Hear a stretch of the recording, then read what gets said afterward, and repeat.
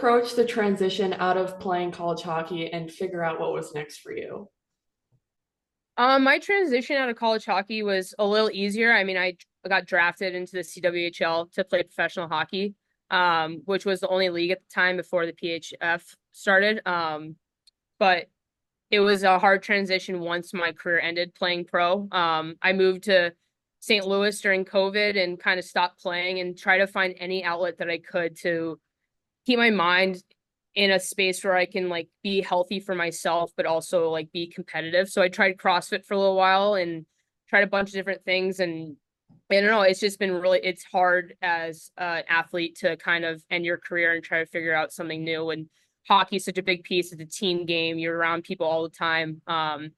But yeah, I think the biggest thing for me, myself with people that, you know, are just trying to be healthy, like with running or CrossFit or anything like that. Just trying to find an outlet has been the best thing for me.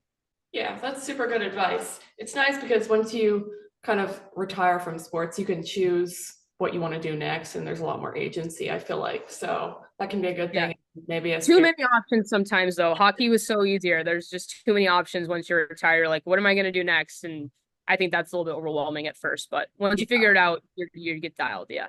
yeah, I agree. So, how do you approach doing things that are out of your comfort zone? How do I do things out of my comfort zone? Well, I just ran the marathon, Boston Marathon. So I think when I decided to do that, I think the biggest thing for me was to do something out of my comfort zone, to purposely do something out of comfort zone. I think with anything in sport, I found in hockey that there was nothing I couldn't achieve in hockey. And I always felt that I could always get better. I could always play pro. I can always move up and do certain things. But with running, I think was completely out of my comfort zone. I was a horrible runner in college and all the way up. And I think hockey players in general are the best runners. Um, so I approached it with the fact that I'm just going to do it and try to do it for me and try to push myself to a point where I am mentally out of my element and see how far I can go. Cause it's crazy and what I found out yesterday, it's crazy what your body can do and what your personal self could do farther than when you could ever imagine. And so I think more so with your comfort zone, I think just trying, just pushing a little bit more, doing a little bit extra is something that's completely out of your comfort zone. I think even with hockey players, I think you see a lot of players that do things that in skills that they're good at and they don't like to try things they're not good at, and they get frustrated. But I think it's so important for players and people just to try things that they're not good at and practice those things and master those things. So that's kind of how I handle out of my comfort zone. Yeah, love it. Super good advice. So, what's your definition of success for yourself, and how has maybe that changed over the years? Definition of success for myself. I would say I'm just really now as a coach and a mentor for college athletes, just trying to show up and being the best example of myself for them.